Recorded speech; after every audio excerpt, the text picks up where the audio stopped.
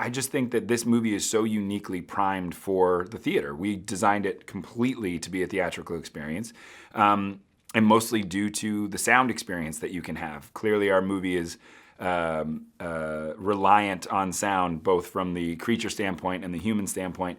And so we really, in this movie, tried to push the boundaries even more of what we did with sound and actually put you in the movie and make you feel like you were a part of this terrifying experience. So I think we, from a preparedness, we've been waiting for a year to come out, so we're ready to be one of the first ones out. And I think from a movie making standpoint, we are a theatrical experience all the way. And so I think this is one of those movies that you go to the theater to see, and so we're lucky to be one of the ones that will bring you to the theater. The biggest difference between the first movie and the second movie is that the second movie is much bigger, not only from a production standpoint. It's a much bigger movie. It's a much scarier movie. It's a much wider experience. You get to experience many more things because the family that you know from the first movie has to venture out into the real world. And so as the world gets bigger, so does our movie. But I think we also got to play with all the things that we really loved about the first one, and hopefully the audience loved about the first one, like pushing barriers with sound, pushing barriers on new and more unique action sequences or scare sequences, and it's also we've gotten to open up the world a little more. We have a more diverse cast, a bigger cast, a lot more stories being told. So we have that ace in the hole. At first, I actually had no intention of doing a sequel. In fact, the studio had asked whether or not I would do a second one, and I said, I don't think I'm your person. I think you should go find someone else. And the reason why was very simple. That first movie was so unbelievably personal to me. As bizarre as it sounds looking at the poster, the first movie was a love letter to my kids. And that's the reason why I decided if I could explore that idea more, then I would love to do a sequel. And so what I mean by that is if the first movie is about the promises you make to your kids that you'll always be there, the second movie is about when that promise is inevitably broken, which I believe is what growing up is all about. So these kids who had such a stable ecosystem of support always now have to fend for themselves. And I think there's a real organic parallel to real life in that. And these kids are going out into a very unique world all alone, and yet they still manage to impress every single person with their courage, with their bravery, and with their belief systems of believing in other people when really they have no reason to believe in other people. They still believe in community. They still believe in the hopeful ending to this story, and so we go along with the ride with them. I think a lot of times sequels have to be bigger just by nature, because if the first movie was a success, the second movie has to be bigger, which is not at all the way we went into it.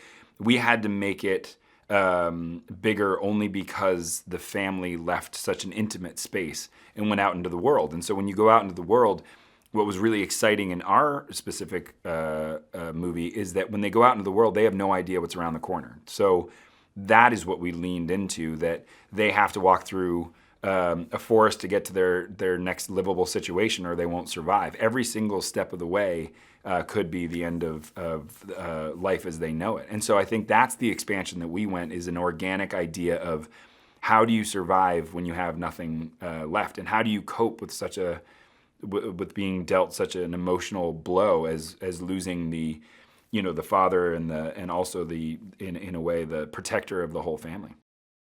In expanding the story, we got to play with new characters and have newer cast members, and there is it was so exciting because first off, all the cast members that we added were big fans of the first movie, which was such an honor to me, seeing as though the level of actors that we had, like Djimon and like Cillian and Scoot McNairy, who comes in for a small part in the movie, which was a killer.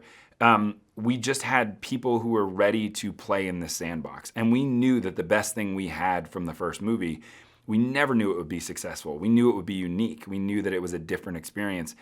And it's a sandbox that you want to play in. I think that most franchises have a hero and a villain, and each movie you just create a new world around them, but it's the same dynamics. And for us, it's the exact opposite. We have such a amazingly lush world of sound and terror and fear and all these things that you can put any character you want in. And I think they have to live through this situation that the family that you love from the first one has to live through. So getting to play with new characters, but certainly these actors, to have that level of talent, like Cillian and like Djimon and like Scoot coming in, they were so immediately part of the family. They were so immediately collaborative. They were so immediately game for whatever I would put them through, whether it was running in bare feet or throwing them into scary, deep, dark places, both literally and figuratively. And to have these actors come in and immediately be part of the vibe, immediately be part of the family experience,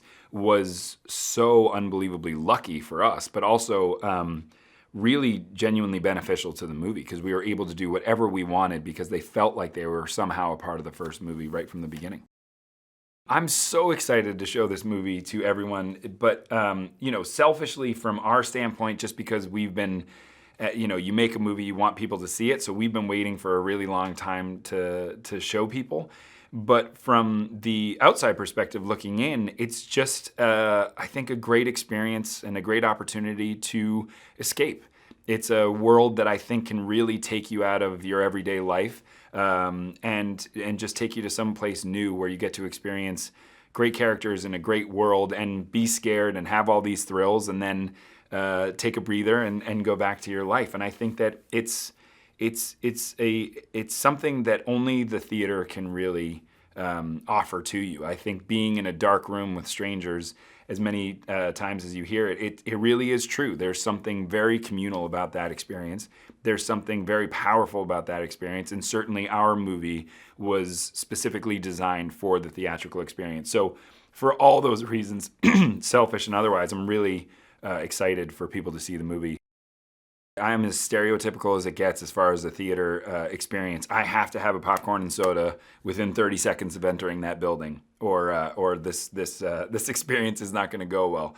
I genuinely feel that I go back to being a kid. There's something magical about that room when you go in to a dark room with strangers and watch something together. There's something connective that you can't really explain.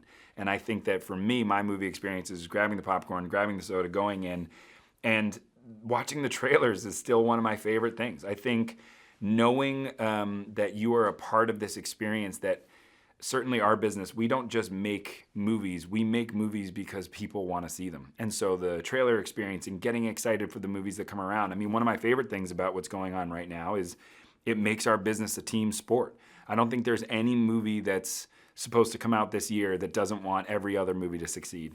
And that's really exciting. So we're so excited to be one of the first movies to come out, but we are by no means anything but that. We hope to be one of the first steps that all these other movies get to come in behind and really bring everybody back to the theater and bring everybody back to the movies. Hey, it's Lisa here with some behind-the-scenes trivia. Now, the first recorded use of special effects as we know them was done in 1857 by Oscar Rieslander. He took 30 different photo negatives and combined them into a single image. This was the first example of the montage print. Now, if you haven't already done it, remember to click here below to subscribe or on the side for more great content.